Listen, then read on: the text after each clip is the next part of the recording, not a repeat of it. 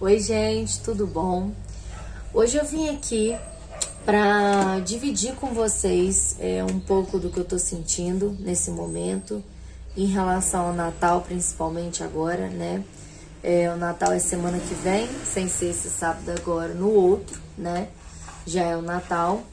E eu tenho observado algumas coisas e eu vou conversar um pouco aqui com vocês sobre questão de motivação, sobre questão de esperança, né?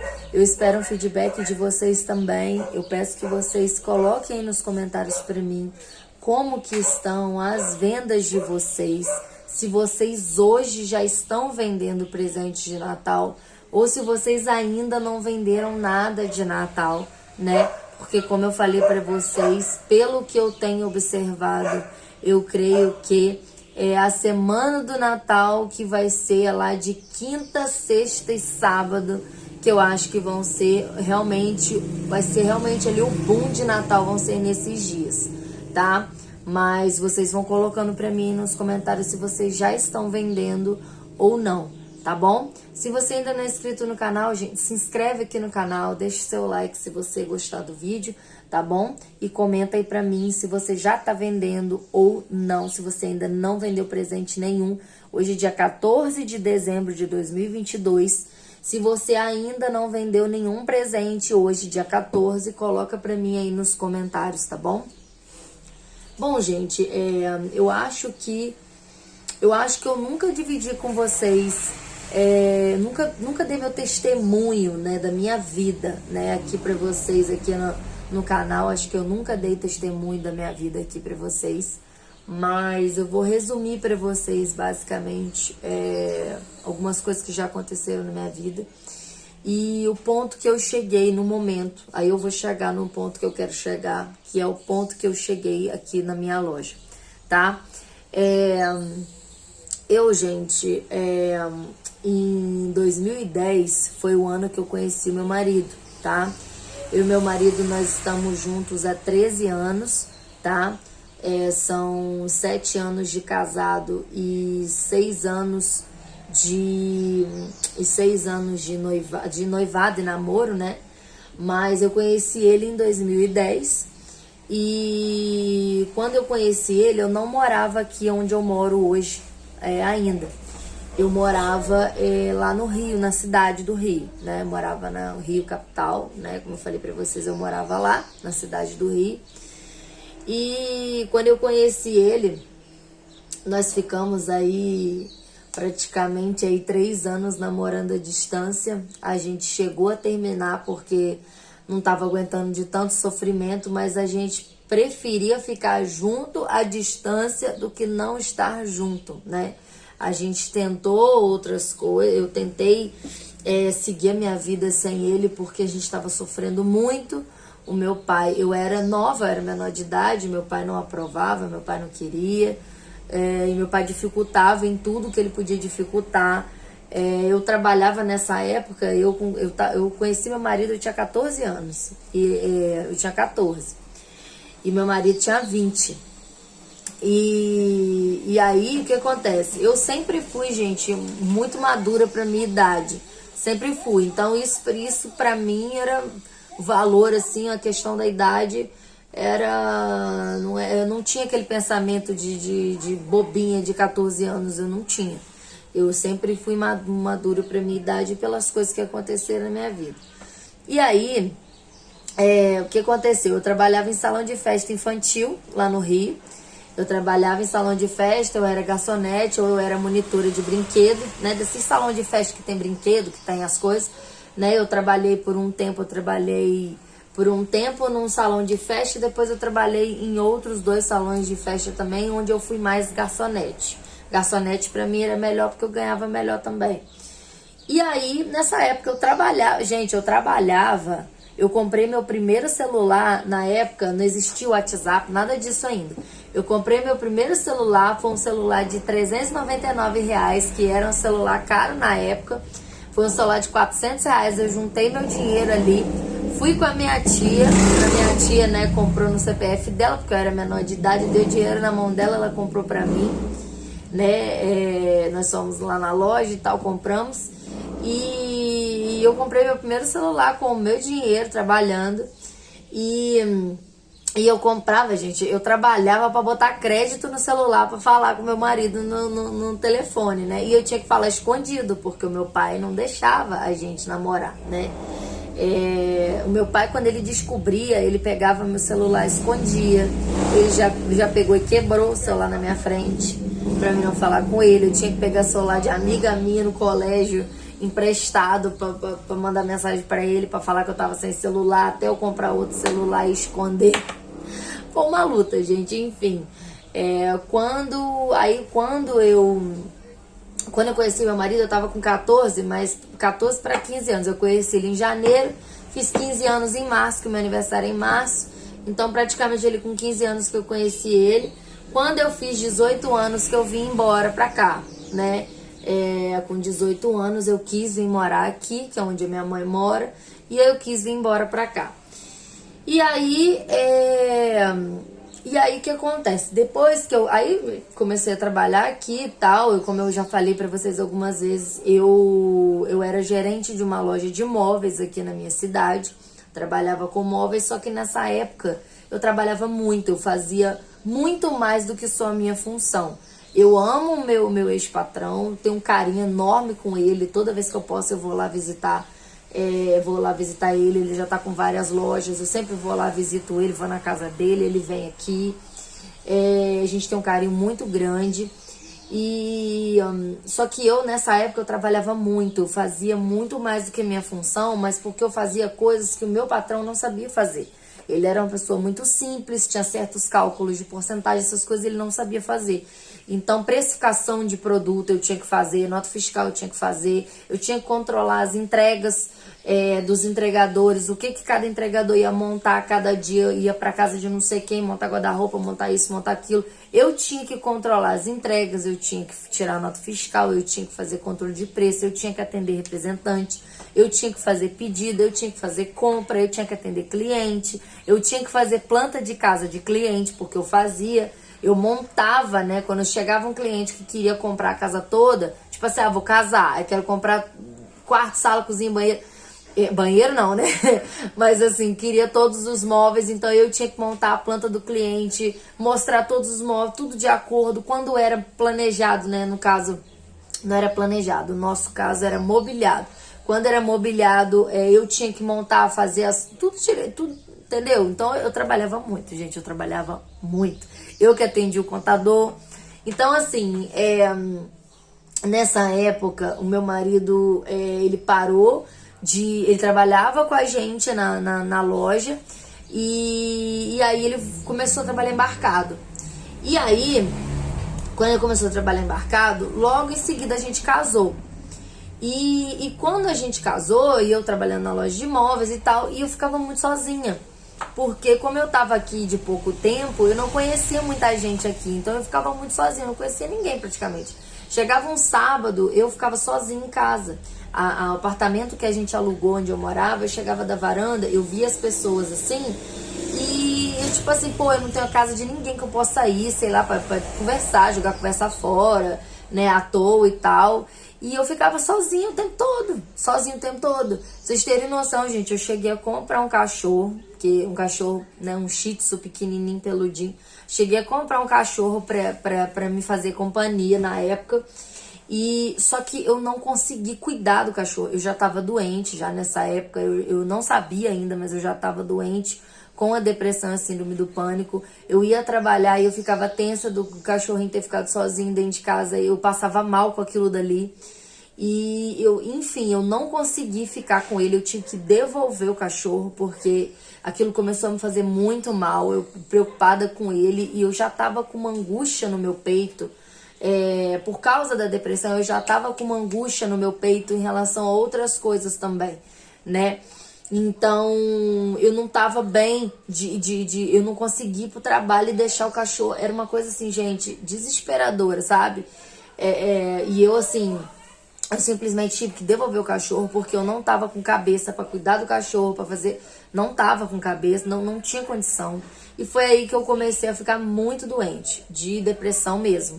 De eu ir trabalhar e ter crise de pânico no trabalho. E então, enfim, eu tive que largar o meu trabalho e ficar em casa, porque eu não estava conseguindo trabalhar.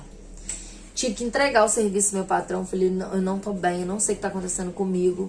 Eu não sei o que tá acontecendo.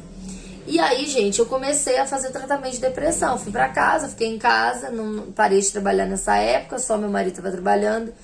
E assim, gente, aquilo começou a piorar, porque eu ficava muito sozinha. A minha mãe, ela tem loja, a loja dela é grande, ela é uma loja de roupa.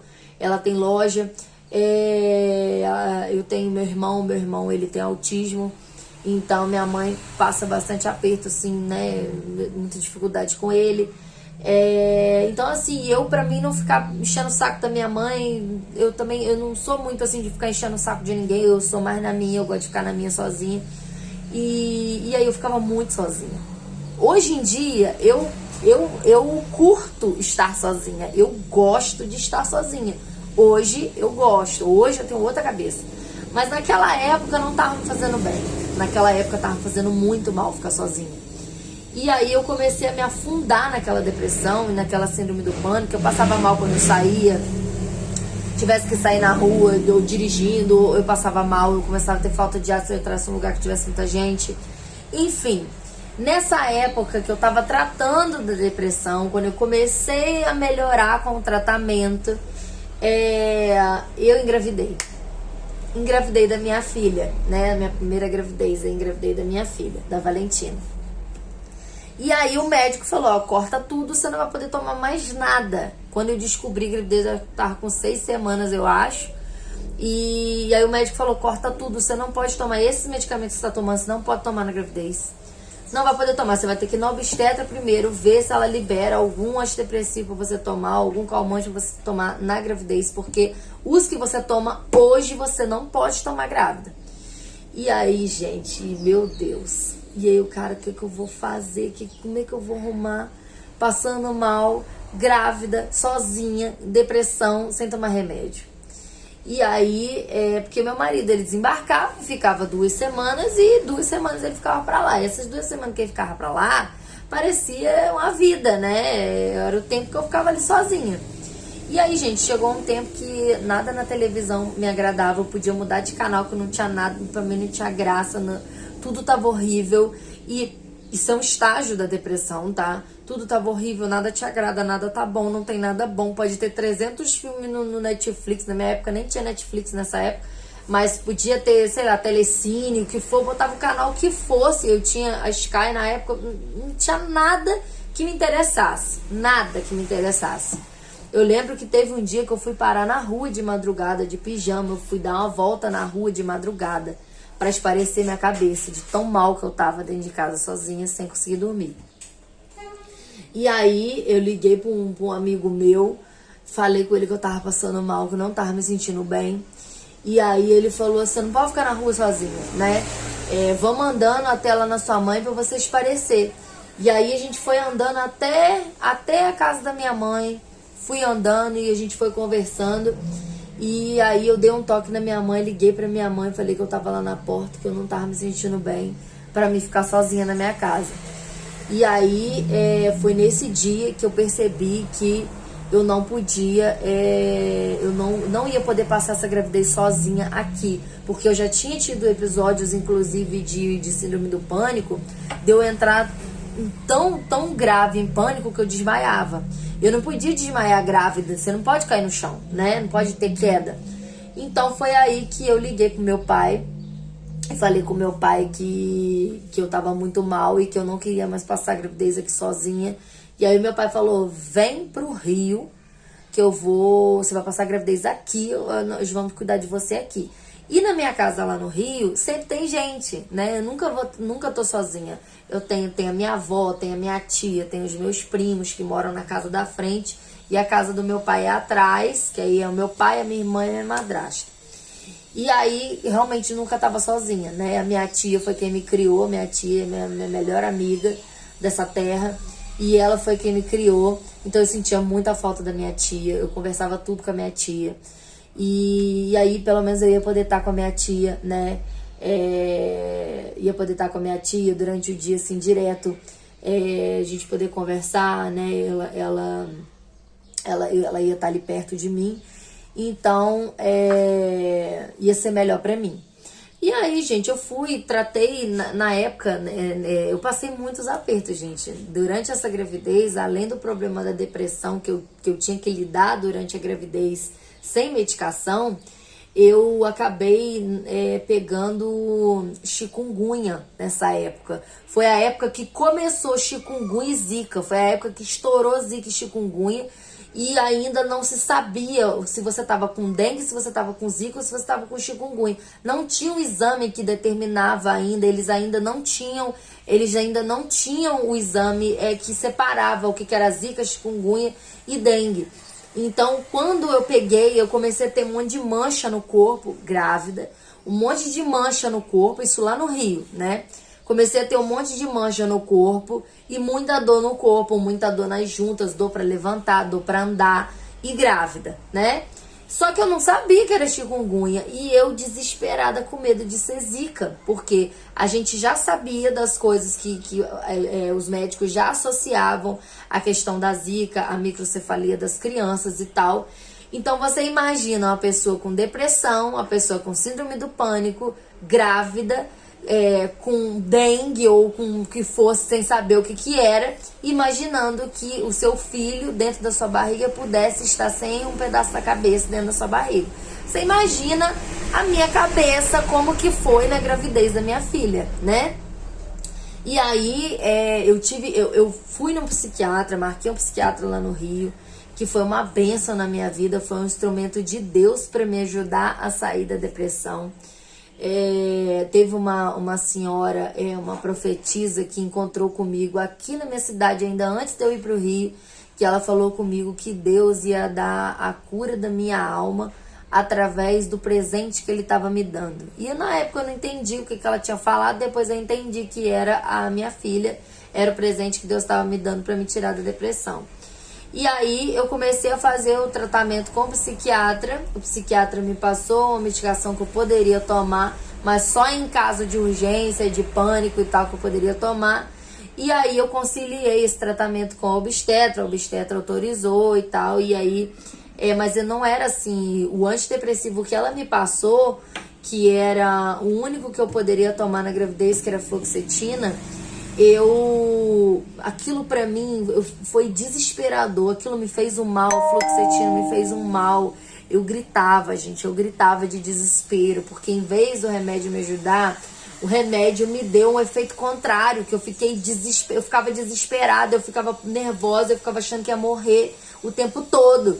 Então a fluoxetina me fez muito mal, eu tenho horror de fluoxetina até hoje, não tomo. E era o único antidepressivo que era seguro para tomar na gravidez. Então, antidepressivo eu não pude tomar. Só o ansiolítico que o médico me passou com autorização da obstetra. E aí, beleza. Fui levando, Deus foi me ajudando, ele foi me ensinando a controlar. Passei por alguns episódios de aperto aí, né? Mas eu não vou falar para não estender muito o vídeo. Passei muito aperto na minha gravidez. Tive que ir fazer acompanhamento na Fiocruz, porque na época a Fiocruz ainda estava estudando as questões de zika, chikungunya na gravidez, e a dengue também. Eu já tinha tido dengue na minha vida em outros episódios, né?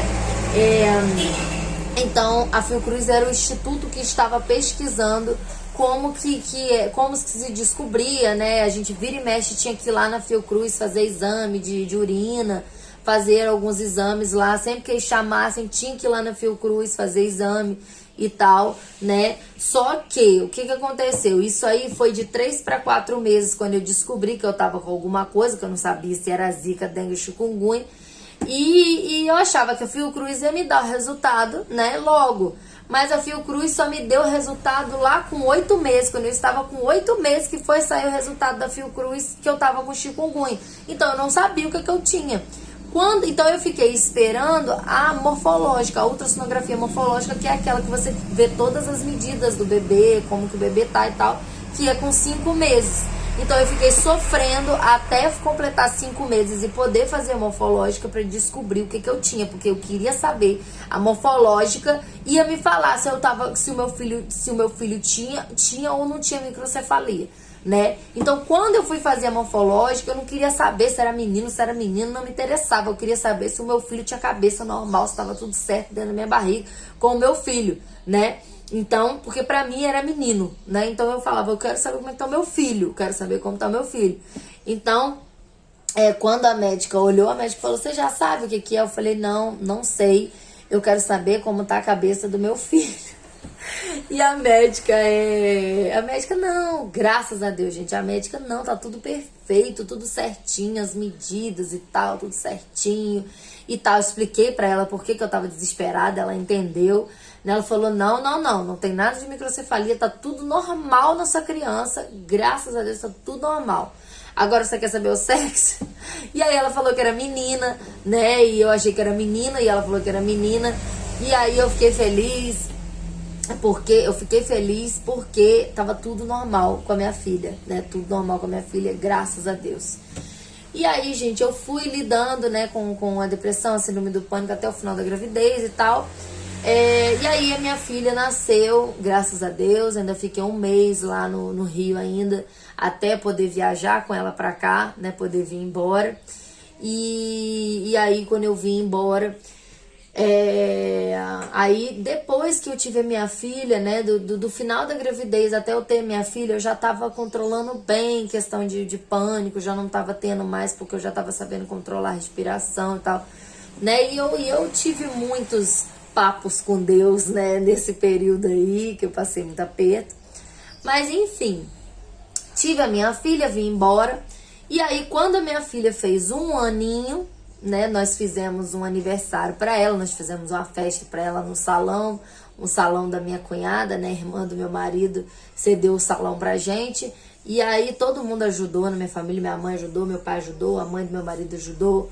Cada um ajudou um pouquinho pra gente fazer o aniversário dela no salão. E aí o que aconteceu?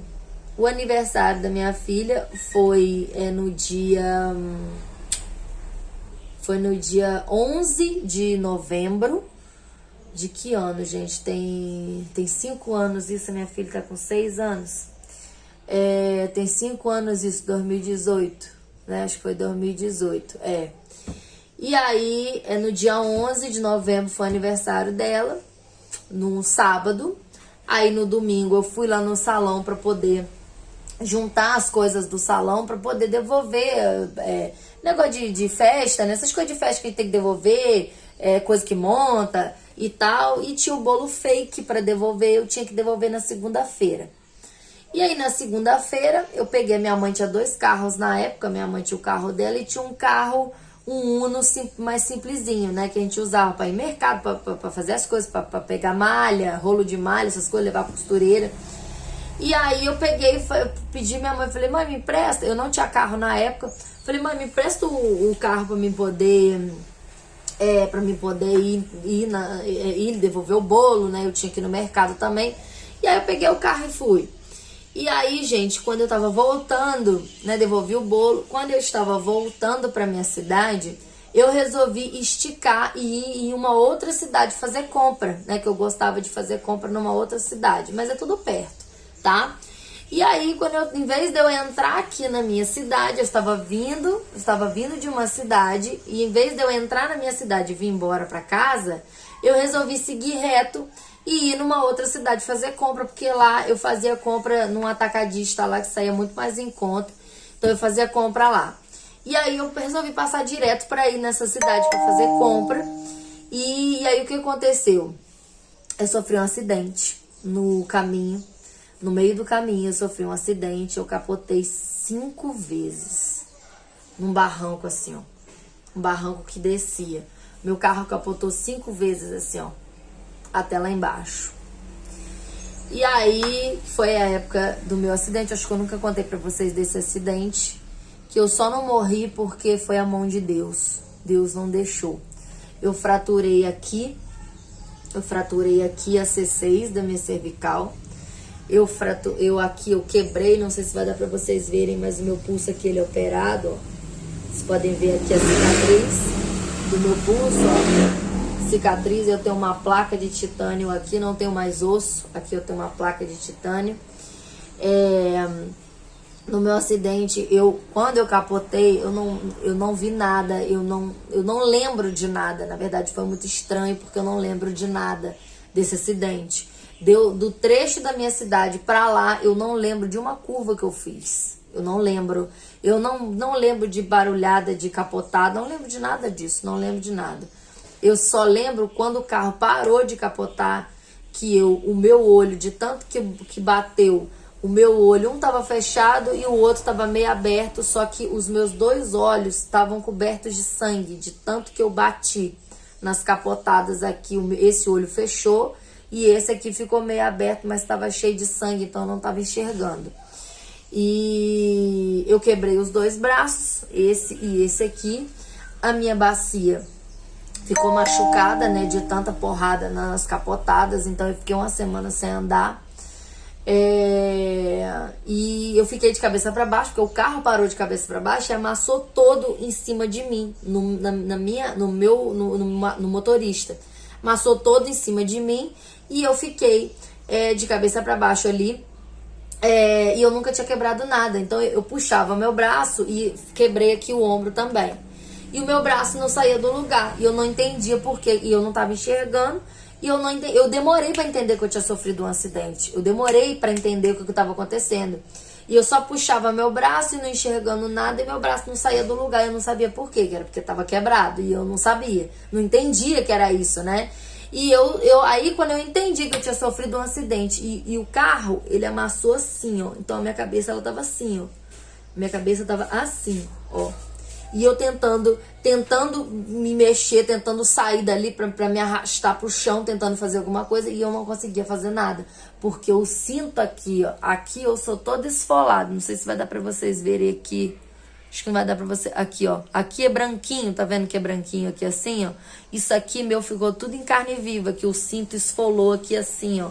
Esfolou, eu fiquei assim por causa do carro pressionando minha cabeça pra baixo e o cinto fazendo assim, ó, no meu pescoço, e eu de cabeça para baixo. Então o cinto tava me enforcando, eu não tava conseguindo respirar. Mas graças a Deus, que Deus já tinha um milagre pronto ali. Alguém viu eu capotando e aí chegou lá para me socorrer. Só que eu não vi isso aí, as pessoas me contando depois, né? Eu, naquele momento ali, gente,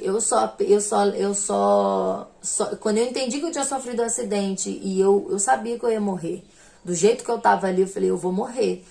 Ninguém me viu aqui, estava começando a anoitecer, ninguém me viu aqui e eu vou morrer. E aí eu fechei meus olhos, eu só pedi a Deus para me levar rápido, porque eu já não estava conseguindo respirar direito, porque eu estava sufocada por causa do cinto, e eu tava ali sem ter o que fazer, não tinha o que fazer e já tava ficando sufocada.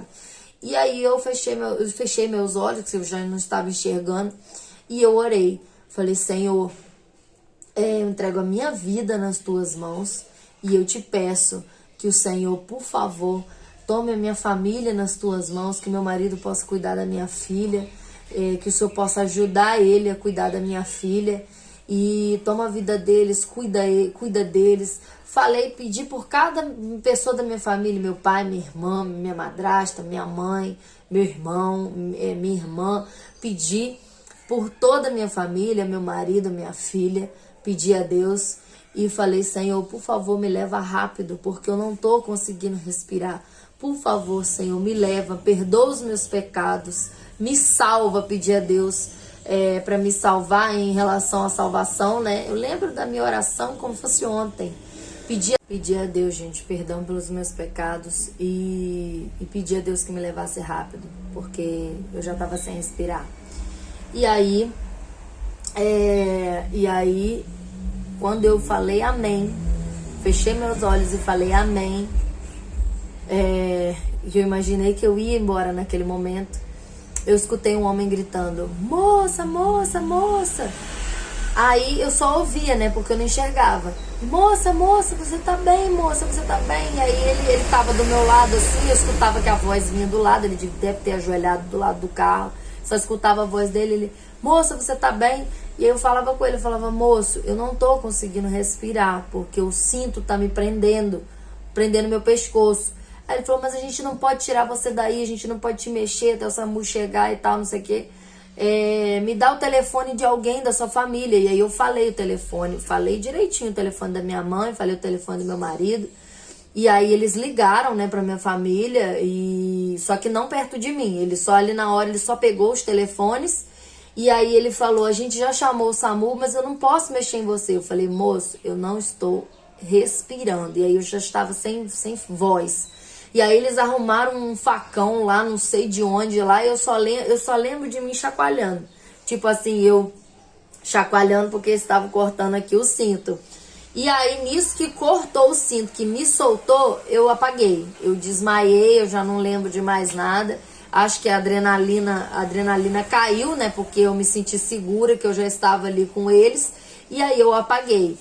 E aí, inclusive, até publicaram no jornal da cidade vídeos e fotos do meu acidente. Na época eu vi, eu nem tenho essas fotos mais, mas na época eu vi eles me tirando do carro, né? O vídeo do SAMU me tirando, né? Me colocando na ambulância.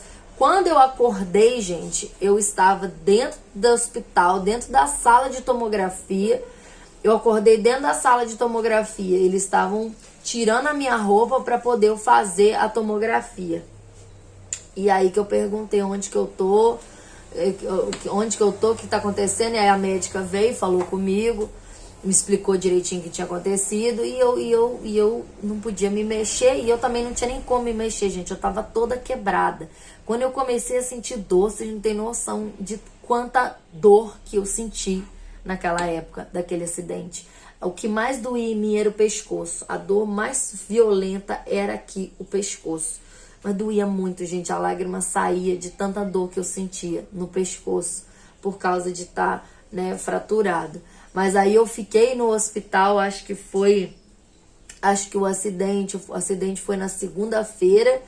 Eu fiquei no hospital até sábado. Sábado eu tive a alta. As cirurgias foram durante a semana, nesse meio tempo, né? Cirurgia no meu pulso, né? A cirurgia foi só nesse aqui foi engessar e aqui no pescoço foi imobilizar aqui a cervical. E aí, gente, foi um período assim muito sofrido, porque eu sentia muita dor. E foi um período muito sofrido porque o meu marido, ele pegava a minha filha, ela teve que ficar com a minha sogra, porque não tinha como ela ficar comigo. Eu tive que ficar na minha mãe, esse período de recuperação na casa da minha mãe.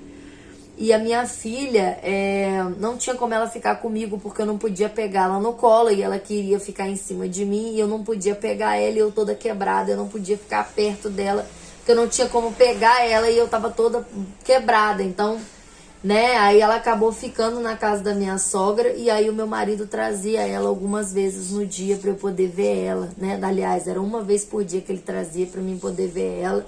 Ficava um pouco com ela lá comigo, mas eu ficava muito cansada, porque eu não aguentava ficar muito tempo em pé, né? Assim, em pé que eu digo sentada, eu não aguentava ficar muito tempo sentada. Então eu sentava um pouco, aí logo depois eu tinha que deitar de novo, porque eu não aguentava de tanta dor no pescoço. E aí eu tinha que deitar. Mesmo tomando muito Tramol, muita dipirona de 1 grama, era muita dor, era muita dor. E eu fiquei uma semana sem andar, e o médico falava, você tem que forçar a andar, porque senão você vai paralisar suas pernas, você precisa andar, mesmo com dor você tem que andar. E aí, gente, quando eu forçava a andar, né, quando eu levantava para forçar, fazer força para andar, que a minha bacia doía, parecia que tava enfiando uma faca quente na minha bacia, de tanta dor que eu sentia para andar. Mas eu tinha que forçar a andar. E meu pai veio, né, do Rio, assim que ele soube do acidente, ele veio rápido e me visitou. Eu tava no hospital, acho que ele chegou no dia seguinte, foi me ver no hospital. E foi um período assim muito difícil, gente, foi um período muito difícil. Na época eu tinha plano de saúde, graças a Deus, do meu marido, que ele trabalha embarcado, então a gente tem plano de saúde, a família. Mas assim, no primeiro momento, até o marido chegar e dar o cartão do plano, a gente fica pelo SUS. E aí, e ali no SUS eles davam o banho na cama mesmo. No plano era diferente, você tomava banho no banheiro, a enfermeira vinha e tal. Era diferente. Não sei porquê, não sei como, mas era diferente. No SUS eu tomava banho assim, jogava a água assim, deitado, sabe? Nossa, gente, olha, eu não gosto nem de lembrar, né? Foi um período muito sofrido na minha vida, mas eu vivi um milagre ali, porque eu lembro de Jesus dentro do carro comigo. Foi muita unção ali, naquele acidente. Eu não esqueço dos detalhes do acidente, porque foi muito forte para mim. Como que Jesus teve o controle de tudo, a todo momento. E eu só lembro de alguns flashes do acidente, eu lembro de alguns flashes. Eu lembro que eu tentei, o carro estava indo pro barranco e eu ia tentar tirar o carro do barranco, jogar o carro na pedra no outro canto. E eu lembro de Jesus falando comigo que não era para eu fazer nada, não era para eu me mexer, não era para eu fazer nada. Só era para eu ficar... Eu lembro exatamente de Jesus falando comigo, não faz nada que eu estou no controle. Sabe? Na hora que eu ia botar a mão para poder tentar sair dali, isso tudo muito rápido, gente, que eu só lembro de alguns flashes. Na hora que eu ia botar a mão no volante para tentar sair parece que eu derrapei, que eu caí no barranco para capotar. Então eu lembro nitidamente de Jesus falando comigo, não faz nada que eu estou no controle. Tanto é que eu não lembro de nada. Eu conheço outras pessoas que capotaram, que chegaram a perguntar pra mim, nossa, mas é uma barulhada, né, e tal, não sei o quê. Eu falo, não, mas eu não lembro de barulho, eu não lembro de nada. Então, assim, Deus me poupou a todo momento do trauma do acidente, porque as partes traumatizantes eu não me lembro, né? Eu lembro das partes do milagre, que foi a parte que Jesus falando comigo para eu não fazer nada, que ele estava no controle. Um carro descendo um barranco de 30 metros, gente, capotar 5 vezes e eu estar viva, é muito milagre. O meu marido, quando chegou no lugar do acidente, que ele viu o carro, ele entrou em desespero, começou a chorar, falando, Bianca morreu, morreu, não acredito. Meu Deus, ele e a minha mãe me contando isso. Quando ele olhou o carro, gente, o carro de cabeça para baixo, todo amassado do meu lado, não tinha como você ver uma pessoa sair viva. O policial que falou com ele, não, eu sei que a sua esposa tá viva porque eu vi eles tirarem sua esposa daqui, eu tava aqui e ela tava viva. Ela só tava desmaiada, mas ela tava viva. E gente, foi assim, foi uma época de uma experiência muito forte com Deus. Desde o meu acidente, o meu relacionamento com Deus mudou completamente. E uma semana antes do meu acidente, eu estava orando muito, estava buscando muito a Deus. Uma semana antes, estava buscando muito, parece que já era Deus me preparando, né? E a minha mãe sonhou comigo. Minha mãe, na madrugada do meu acidente, a minha mãe, ela acordou de madrugada achando que ela ia morrer. Que ela estava com uma angústia de morte, que ela achou que ela ia morrer. Uma angústia tão grande, mas Deus tranquilizou ela. Já era ela, Deus mostrando para ela, né? E aí, gente, por que eu tô falando essas coisas para vocês? Eu tô falando essas coisas para vocês porque Deus tem um propósito na vida de cada um de nós, né? Hoje tem 5 anos do meu acidente. Há 2 anos Deus me deu a minha loja, né? E eu contei para vocês o testemunho da loja, de abrir a loja. Tem testemunho aqui no canal de abrir a loja. Como que foi tudo que aconteceu, como que as coisas surgiram para eu conseguir abrir a loja. E aí, gente, eu imagino que tudo tem um propósito, né? Todas as coisas de Deus têm um propósito. E eu tenho conversado muito com Deus, gente. Eu comecei a fazer um propósito com Deus esses dias para saber se é de Deus eu manter a minha loja. Porque se for para mim manter a minha loja do jeito que eu estou sofrendo, como que eu estou passando, assim, sem ter condição de repor mercadoria do jeito que eu preciso, com um monte de coisa para pagar, né, ainda. e vendas que desapareceram. E eu fiz um propósito com Deus. Eu vou colocar para vocês o link do vídeo. Eu não sei se vocês conhecem o profeta Vinícius Iracete.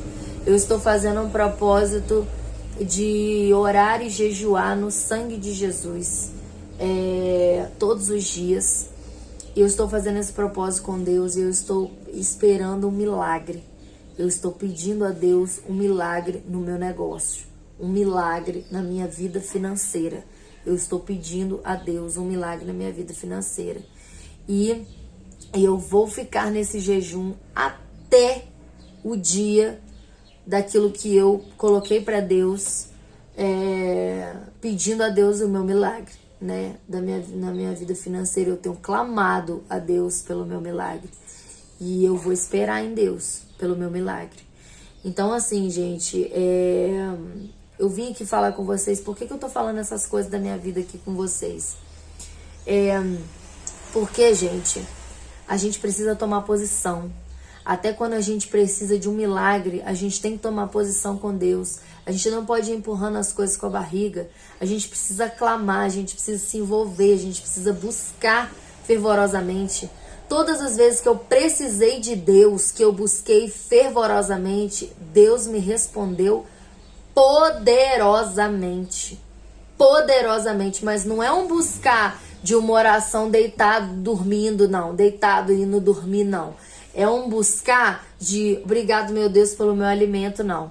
É um buscar de clamor o tempo todo. O tempo todo durante o dia você para o que você está fazendo para você poder clamar, para você buscar, para você orar, para você entregar na mão de Deus, para você pedir a Deus respostas. É você acordar de madrugada, botar teu joelho no chão da tua cama, orar pela tua família, pelos teus filhos, abençoar a tua casa, o teu marido, a tua esposa e clamar a Deus pela tua vida financeira. É clamor de todos os dias, é clamor de várias vezes ao dia, são orações, é você se santificar, é você, ao invés de ficar vendo porcaria na internet, é você botar uma pregação, é você botar palavras que vão te edificar, é você conversar com Deus enquanto você está montando um presente, você está conversando com Deus. Eu sou assim, gente, eu tô desse jeito. E eu estou clamando a Deus por um milagre na minha vida financeira. Eu pedi a Deus um sinal esses dias, se era para eu manter a minha loja. E Deus me deu o sinal de que era para eu manter. Agora eu pedi um outro sinal de Deus e um milagre. Eu pedi a Deus o meu milagre.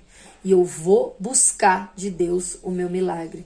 E quando Deus me der o meu milagre, eu vou vir aqui contar para vocês como foi, por que foi, de que maneira que Deus fez, né? E eu vou vir aqui contar para vocês o meu milagre, porque eu creio no poder da minha fé e eu creio no poder de Deus, que Deus pode fazer na minha vida.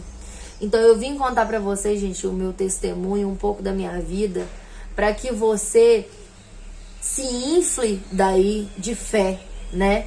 Porque eu já chorei, gente, várias vezes aqui de olhar para as coisas de Natal, que eu não tenho quase nada. Eu não tenho quase nada de presente, né, para esse Natal comparado aos outros anos. Eu não sei como é que vai ser, eu não sei o que eu vou ter aqui semana que vem, o que eu vou conseguir comprar semana que vem para ter aqui pro meu Natal. E eu já chorei muito por causa disso. Eu já chorei por chegar cliente aqui e falar comigo que quer base e eu não ter o tom da cliente, e eu não tá tendo variedade, e eu não ter produto. De cliente chegar aqui, você tem Ciage, não tenho nada da Ciage. Acabou, e eu não tive como repor a tempo de um cliente vir me pedir e eu ter para oferecer para ele. A minha parte de hidratantes, eu tô com pouco hidratante. Eu já chorei muito, cara. Eu já chorei muito. É muito triste você ter uma loja, você ter um negócio e você não ter mercadoria, você não ter quantidade das coisas, você não ter as coisas que você precisa. Então eu cheguei num ponto que eu estou clamando ao Senhor por um milagre na minha vida financeira, por uma virada de chave na minha vida financeira. E é isso que eu vim aqui falar com vocês. Se você está precisando de um milagre, busca o teu milagre.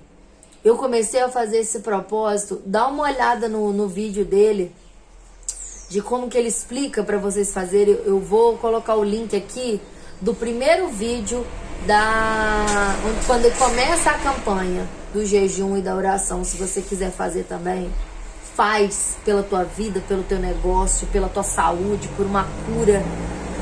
Gente, se você souber o poder do jejum e da oração e do joelhinho no chão, ó, se tu souber o poder, eu estou esperando de Deus pelo meu milagre, eu tenho fé que Deus vai fazer milagre na minha vida. Eu creio que Deus vai fazer milagre. Eu creio. E eu sei que o meu sofrimento hoje, ele tem um propósito. Até as minhas lágrimas têm um propósito. Porque lá na frente eu vou lembrar dessas lágrimas. Eu vou lembrar do que eu chorei hoje. Eu vou lembrar do que eu chorei ontem. Eu vou lembrar daquilo que eu queria, precisava ter e não tinha. E eu vou lembrar lá na frente. Foi Deus que me deu essa vitória. Deus me deu essa vitória. Lá atrás eu já chorei muito por não ter produto, para o cliente chegar e eu não ter um produto. Já chorei muito porque eu não tinha o produto. Já chorei muito porque eu não tinha como atender o cliente. Mas Deus mudou a minha história. É isso que eu vou contar para vocês. No momento certo, quando Deus operar o milagre, eu vou vir aqui e eu vou contar para vocês. Deus fez um milagre na minha vida e o milagre foi assim. E eu vou vir aqui contar para vocês. Se você quer um milagre também, você tem que buscar. Busca pelo teu milagre como Jacó, que agarrou Deus e não deixou Deus sair enquanto ele não liberasse o milagre dele. Enquanto ele não liberasse o milagre dele. E ele mudou a vida de Jacó e mudou o nome de Jacó. O nome de Jacó virou Israel. Então, gente, motivação, fé é aquilo que eu quero trazer para você hoje. Tenha fé, porque Deus pode tudo. A única coisa que nos impede de conseguir as coisas nessa terra somos nós mesmos. É aquilo que a gente não faz pela gente. É a busca que a gente não tem. É isso que nos afasta dos milagres. É a busca que a gente não tem. Tá bom, gente? Era isso que eu queria trazer pra vocês hoje. Espero que vocês tenham gostado do vídeo. Tá bom? Um beijo. Fiquem com Deus. Até o próximo vídeo.